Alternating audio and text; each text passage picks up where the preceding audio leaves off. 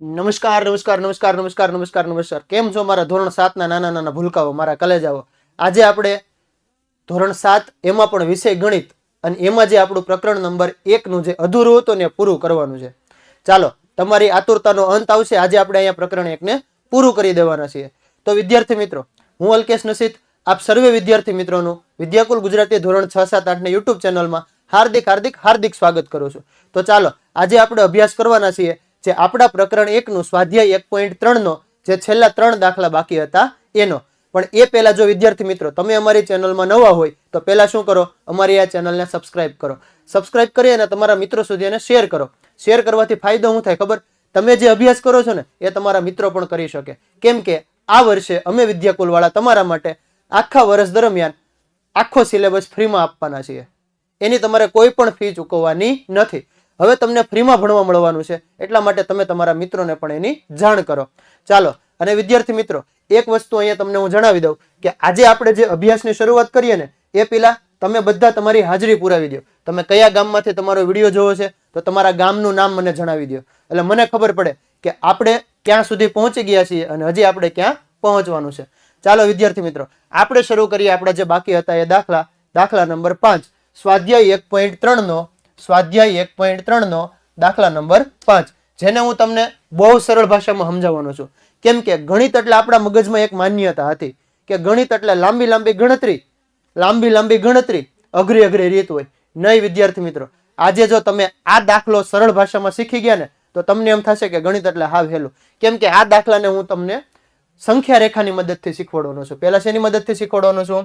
સંખ્યા રેખાની મદદથી। હવે આપણે દાખલાની શરૂઆત કરીએ ને એ પહેલા હું તમને રકમ સમજાવી દઉં કે રકમમાં કેવા શું માંગે છે। કેમ કે આપણે દાખલો ગણવાનો છે પણ એ પહેલા આપણને એની રકમનો ખ્યાલ હોવો જોઈએ કે આમાં કરવાનું શું મેળવવાનું છે, શું આપ્યું છે।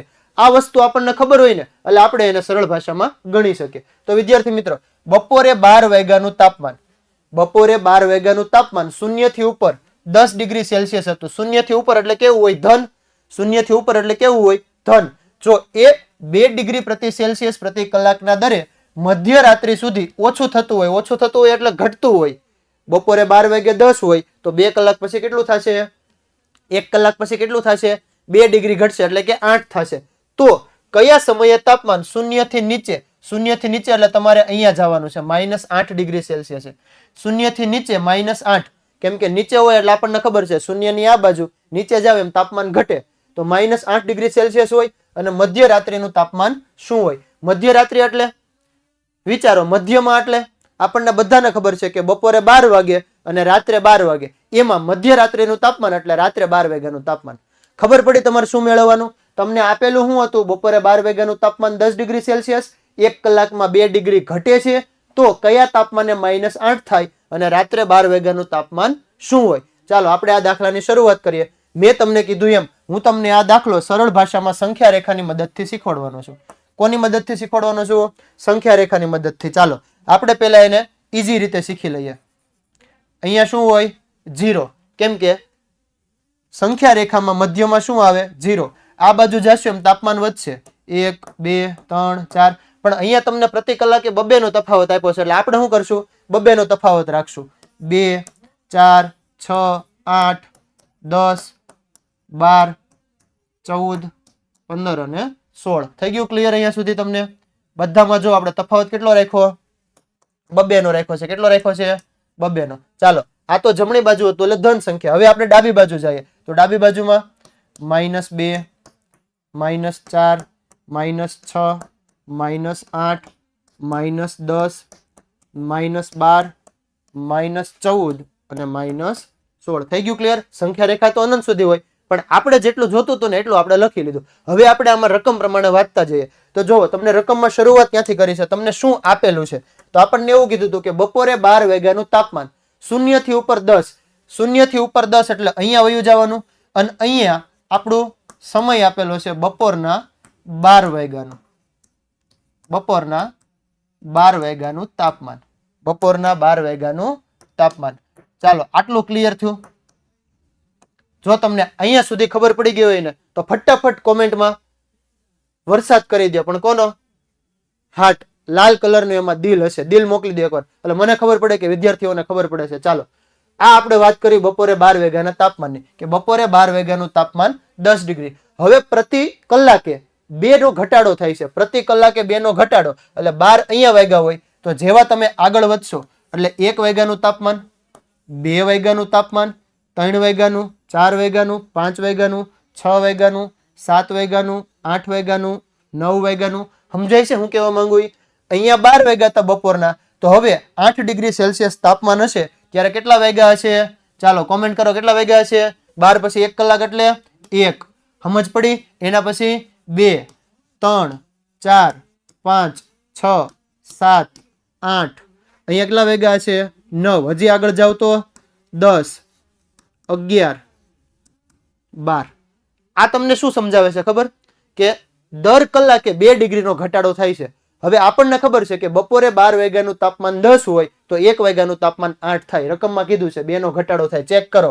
બપોરે 12 વાગે 10 હતું તો 1 વાગે 8 થઈ ગયું. થઈ ગયું ક્લિયર? હવે આપણે આપણા સવાલ જ સમજવાના છે કે દરે મધ્યરાત્રિનું તાપમાન ઓછું થતું હોય તો કયા તાપમાને 0 થી નીચે 8, 0 થી નીચે 8 આવી જાવ અહીંયા. ચાલો વિદ્યાર્થી મિત્રો, ચાલો અહીંયા ચેક કરો. 0 થી નીચે 8 દેખાય છે બધાને? 0 થી નીચે 8 એના માટેનો સમય આપણે ઉપર દર્શાવ્યો છે. કેટલા વાગ્યાનું છે? તો આપણો પહેલા સવાલનો જવાબ મળી ગયો કે કયા તાપમાને 0 થી નીચે 8 હશે. તો આપણે લખી શકીએ કે સાંજના 9 વાગ્યાના સમયે 9 વાગે તાપમાન કેટલું હશે? 9 વાગે તાપમાન -8. થઈ ગયું ક્લિયર? 0 થી નીચે 8 અથવા તો -8.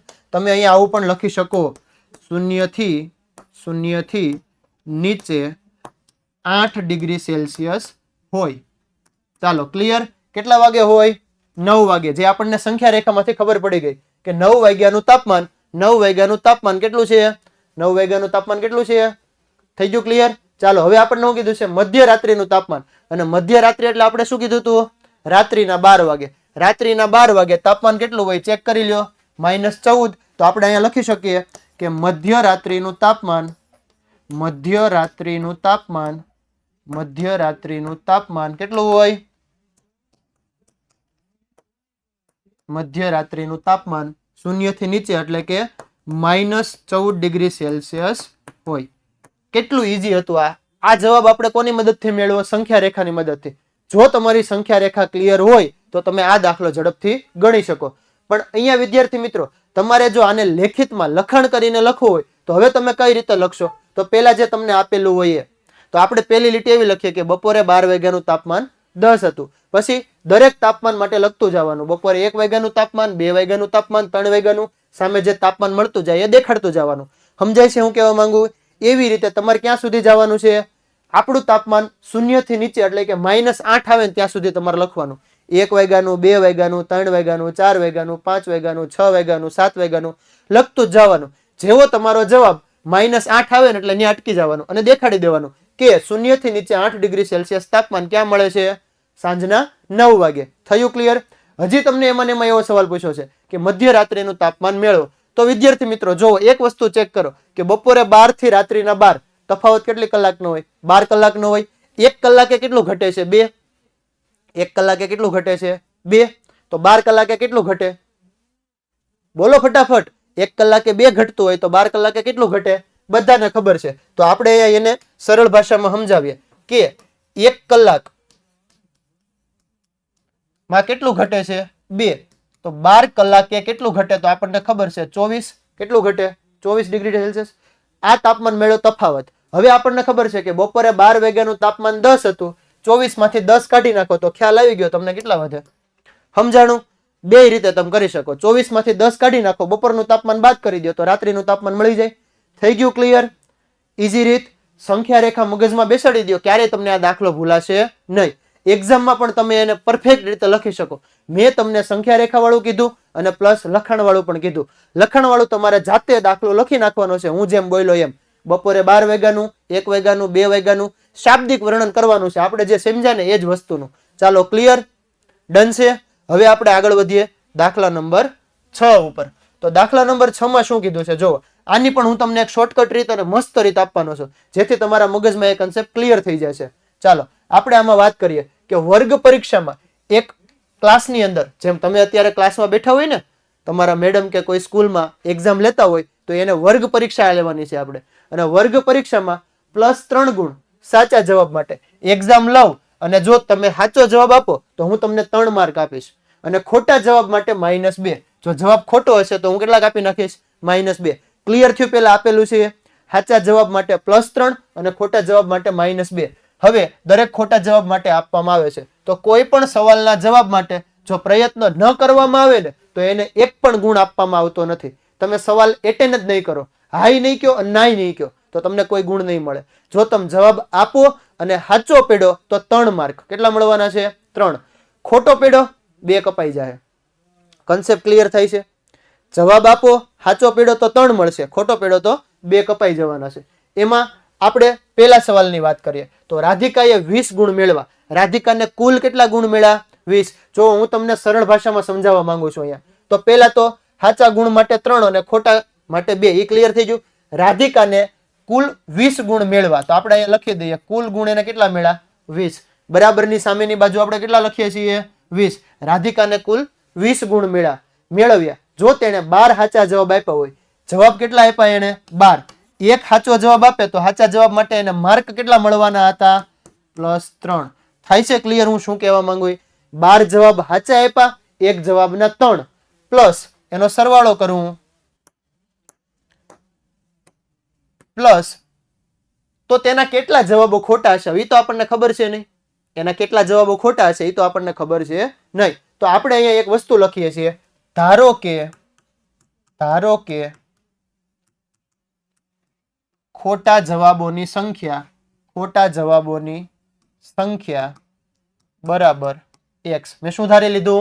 x ધારી લીધું. ચાલો તો x એના ખોટા જવાબ પડે છે અને એક ખોટો પડે તો એ ભાઈના 2 માર્ક ઉડી જાય છે. ચાલો ફરી વખત હું તમને આ સમજાવી દઉં આ શું કહેવા માંગે છે. તો આપણે અહીંયા રકમ વાંચી કે રાધિકાએ 20 ગુણ મેળવાતા, કુલ 20 ગુણ મેળવાતા, 12 જવાબ સાચા પડ્યા હતા, 12 જવાબ સાચા હતા, એક સાચો પડે એટલે +3. થાય છે ક્લિયર? ખોટા જવાબ મેળવવાના હતા તો એના માટે કહી દીધું x અને એક ખોટો પડે તો -2. ચાલો હું આનું સાદું રૂપ આપું તો 12 તેરીને 36 -2x બરાબર 20. થયું ક્લિયર? સાદું રૂપ આપતા ઓલરેડી આપણે ધોરણ 6 અને 7 માં શીખી ગયા. આ +36 છે, સામેની બાજુ જશે તો ચાલો -2x બરાબર 20 - 36. કેટલું ઈઝી છે. 20 માંથી 36 કાઢો તો આપણને બધાને ખબર છે -2x બરાબર -16 વધે. ક્લિયર? આપણે તો x મેળવવાનો છે. x ને કરતા બનાવો તો શું મળે? અહીંયા -16 ભાગ્યા -2. સરખી નિશાની હોય તો ઉડી જાય. x બરાબર આપણને બધાને ખ્યાલ આવે 8 દુને 16 થાય, 2 ઉડાડી ગયો તો x બરાબર 8. થયું ક્લિયર શું કહેવા માંગ્યું? આમ રાધિકાએ ખોટા કેટલા જવાબ આપ્યા હોય? 8. કેટલા જવાબ ખોટા આપ્યા હોય?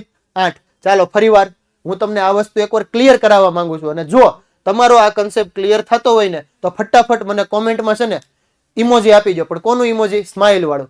તમારો કન્સેપ્ટ ક્લિયર થતો હોય તો મને સ્માઇલ વાળું ઇમોજી આપી દો. ચાલો ફટાફટ આપણે અહીંયા વાત કરી કે રાધિકાને કુલ 20 ગુણ મેળવ્યા, લખી દીધા 20 ગુણ. હવે એના 12 જવાબ સાચા હતા, 12 જવાબ સાચા હતા, એક જવાબ સાચો પડે તો એના માટે +3. કેટલા ખોટા હતા ખ્યાલ નહોતો તો આપણે એના માટે ધારી લીધું x, એક ખોટો પડે તો એના માટે -2. સાદું રૂપ આપો તો 12 તેરીને 36 -2x બરાબર 20. આ +36 હતા, બરાબરની સામેની બાજુ જાય તો નિશાની બદલાઈ જાય, બરાબરની સામેની બાજુ જાય તો નિશાની બદલાઈ જાય. 20 - 36, 20 માંથી 36 બાદ કરો એટલે વધે અહીંયા -16. કેમ -16? તો મોટાની નિશાની એટલે માઇનસ. ચાલો આપણે તો અહીંયા x મેળવવાનો હતો, એની સાથે 2 ગુણાયેલા છે, સામેની બાજુ જવા દો તો ભાગાકારમાં. 8 દુને 16, 2 ઉડી ગયા, વધ્યા 8. તો આમ રાધિકાએ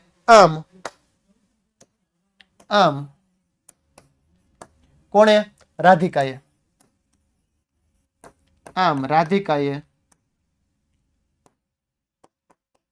કુલ રાધિકાએ 8 ખોટા જવાબ આપ્યા હોય, 8 ખોટા જવાબ આપ્યા હોય. ચાલો ક્લિયર? ડન છે? ચાલો હવે મોહિનીની વાત કરવાની છે. મોહિની પણ ઈ જ એક્ઝામમાં હતી, અને ઈ જ એક્ઝામમાં મોહિની હતી તો મોહિની માટે આપણને જે કીધું હોય ને વસ્તુ લખે કે મોહિનીએ આ પરીક્ષામાં -5 ગુણ મળ્યા. પેલી રાધિકા બેનને તો 20 મળ્યા હતા, એને કાંઈક તો આવડતું હતું. આ મોહિની બેનને કેટલા મળ્યા છે? -5. ચાલો બરાબરની સામે -5 થયું ક્લિયર. બરાબરની સામે કેટલા છે? -5. જો કે તેના 7 જવાબ સાચા હતા. આ બેનના કેટલા જવાબ સાચા હતા? 7. અને એક જવાબ માટે કેટલા મળતા હતા આપણને માર્ક?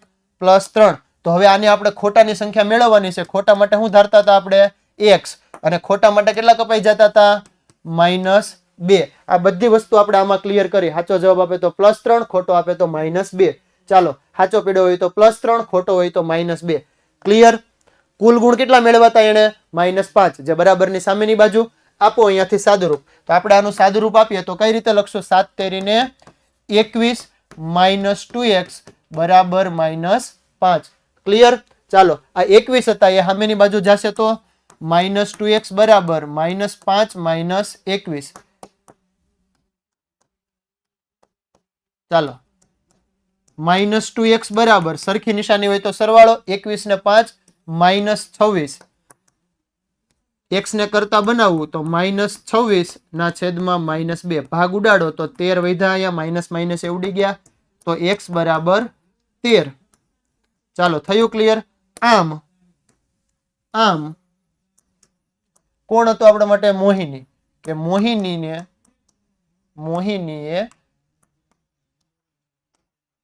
13 જવાબ ખોટા આપ્યા હોય. 13 જવાબ ખોટા આપ્યા હોય. ચાલો ક્લિયર. ખબર પડી શું કહેવા માંગુ છું? હજી એકવાર તમને ક્લિયર કરાવી દઉં કે મોહિનીએ કુલ એક્ઝામમાં 5 માર્ક મેળવાતા પણ માઇનસ હતા. સાચા જવાબ માટે 3, ખોટા જવાબ માટે -2 કપાઈ જાય. કિંમત મૂકી સાદુરૂપ આપો. જો આ લીટી તમને એકવાર લખતા આવડી ગઈ ને એટલે તમે રાજા. કન્સેપ્ટ જો તમારો ક્લિયર થયો હોય ને તો ફટાફટ હાર્ટ મોકલી દો કોમેન્ટમાં, વરસાદ કરી દો એનો. ચાલો આ દાખલો કેટલો ઈઝી કરી દીધો મેં તમને. બાકી તમને અલગ અલગ જગ્યાએ આનું લખાણ કરાવે કે આટલા માટે આટલા, તો આટલા મેળા હોય તો કેટલા. આ બધું કરતા આ વસ્તુ એકવાર મગજમાં બેસાડી દો. કેટલું ઈઝી થઈ ગયું. જુઓ તમારા માટે કાંઈક નવી વસ્તુ છે. આ કેવી વસ્તુ છે? કાંઈક નવી વસ્તુ છે. સૂત્ર બનાવી અને ફટાફટ આનું સાદુરૂપ આપી દો. સાદુરૂપ આપો એટલે તમને સીધી સંખ્યા મળે. અને આ નિયમ તમે કોઈ પણ દાખલા માટે વાપરી શકો. ચાલો હવે આપણો છેલ્લો દાખલો કયો હતો? લિફ્ટ વાળો. કે એક લિફ્ટ 6 મીટર પ્રતિ મિનિટના દરે ખાણમાં ઉતરે છે.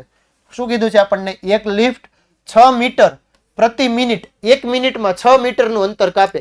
1 મિનિટમાં 6 મીટરનું અંતર કાપે અને ખાણમાં ઉતરે છે. ઉતરે છે એટલે નીચે જાય છે. જો તે જમીનથી 10 મીટર ઉપરથી નીચે ઉતરતી હોય તો -350 મીટર સુધી પહોંચતા તેને કેટલો સમય લાગશે? જમીનથી 10 મીટર ઉપર છે, ત્યાંથી એને નીચે 350 મીટરે જવાનું છે. નીચે આપ્યું ને એટલે અહીંયા ઋણની નિશાની આપી છે આપણને. થયું ક્લિયર? નીચે આપ્યું એટલે શું આપ્યું છે આપણને? ઋણની નિશાની. તો એને નીચે પહોંચતા કેટલો સમય લાગશે? આપણે અહીંયા આનો સમય મેળવવાનો છે.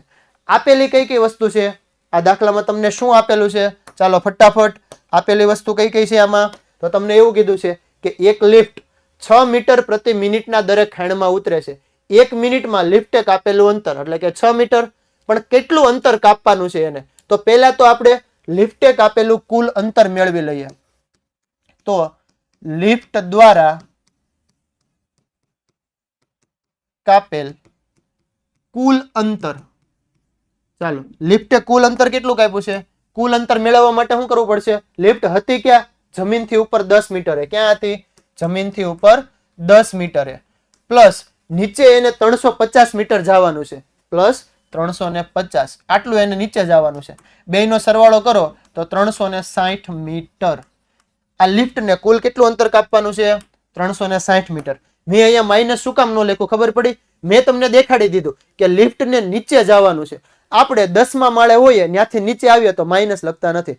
એટલે અહીંયા મેં તમને સમજાવી દીધું કે આ લિફ્ટ નીચે ઉતરતી હતી એટલે 10 + 350 કુલ અંતર લિફ્ટને 360 મીટર કાપવાનું છે. લિફ્ટને કુલ અંતર કેટલું કાપવાનું છે? 360. ચાલો હવે આપણે અહીંયા લખીએ કે લિફ્ટ 1 મિનિટમાં 6 મીટર અંતર કાપે છે. તો 6 મીટર અંતર કાપતા લાગતો સમય. 6 મીટર અંતર કાપતા લાગતો સમય કેટલો સમય લાગે છે? જો અહીંયા પ્રતિ મિનિટ એટલે આપણને ખબર છે કેટલો લાગે છે? 1 મિનિટ. 6 મીટર અંતર કાપવા માટે એને કેટલો સમય લાગે છે? 1 મિનિટ. આપણી પાસે કેટલા મીટર છે? 360. કેટલા છે? 360 તો 360 મીટર અંતર કાપવા લાગતો સમય બરાબર કેટલો? શું કરવાનું? ચોકડી ગુણાકાર 360 ગુણ્યા 1 360 ગુણ્યા 1 ભાગ્યા 6 થયું ક્લિયર? જો ઉપર મીટર હતું નીચે પણ મીટર હતો સરખો એકમ હોય તો ઉડી જાય. આપણને બધાને ખબર છે કે 6 36 થાય એટલે કે 60 ગુણ્યા 6 કરી દઉં. 6 ઉડી ગયા. કેટલા વધ્યા? 60 મિનિટ. આ મિનિટને હું કલાકમાં ફેરવી દઉં તો કેટલી થાય? 1 hour એટલે કે 1 કલાક. કેટલું થાય? જો ગુજરાતીમાં લખવું હોય તો 1 કલાક. થઈ ગયું ક્લિયર? સમજ પડે હું કીધું એ? ફરી વખત આપણે આ દાખલો જોઈ જાય. બહુ નાનો એવો દાખલો હતો પણ સમજવાનો હતો કે એક લિફ્ટ 6 મીટર પ્રતિ મિનિટના દરે ખાણમાં ઉતરે છે. 1 મિનિટમાં એ 6 મીટરનું અંતર કાપી નાખે છે. એને ઉપર જવાનું હોય કે નીચે જવાનું હોય 1 મિનિટમાં એ 6 મીટર જેટલું અંતર કાપે. ચાલો, જો તે જમીનથી 10 મીટર ઉપર હોય અને ત્યાંથી એને નીચે ઉતરવાનું હોય પણ નીચે ક્યાં સુધી જવાનું છે? 350 સુધી. નીચે જવાનું એટલે માઇનસમાં દેખાડ્યું આપણને, પણ અંતર ક્યારેય ઋણ હોતું નથી. તો ત્યાં સુધી પહોંચતા એને કેટલો સમય લાગશે? આટલું અંતર કાપવા માટે લિફ્ટને કેટલો સમય લાગે ને આપણે મેળવવાનું છે. તો લિફ્ટ દ્વારા કાપેલું કુલ અંતર 10 મીટર ઉપરથી આવવાની હતી અને 350 નીચે જવાની હતી, બેનો સરવાળો એટલે લિફ્ટ દ્વારા કુલ 360 મીટર અંતર કપાય. થઈ ગયું ક્લિયર? ક્લિયર? ચાલો, 6 મીટર અંતર કાપવા માટે લાગતો સમય 1 મિનિટનો હોય તો 360 મીટર અંતર કાપવા માટે કેટલો સમય લાગે? આપણે એનો ચોકડી ગુણાકાર કર્યો 360 ગુણ્યા 1 ભાગ્યા 6. 6 36 એટલે કે 60 ગુણ્યા 6 6 ઉડી ગયા. 60 મિનિટ. મિનિટને કલાકમાં ફેરવો તો આપણને બધાને ખબર છે 1 કલાક બરાબર 60 મિનિટ. ચાલો, થયું ક્લિયર? જો આ વિડીયોમાં તમને મજા આવી હોય ને તો એકવાર એને લાઈક કરી દો અને તમારા મિત્રો સુધી શેર કરી દો. અને સાથે સાથે આખા દાખલા જે આપણે ગણ્યા 3 એ દાખલામાં જો તમને સરળ ભાષામાં કંઈક શીખવા મળ્યું હોય ને તો એકવાર તમારી રીતે મસ્તની કોમેન્ટમાં મને હર્ટ આપી દો. ચાલો, એટલે મને ખ્યાલ આવે કે છોકરાઓને મજા આવે છે એમ. ક્લિયર?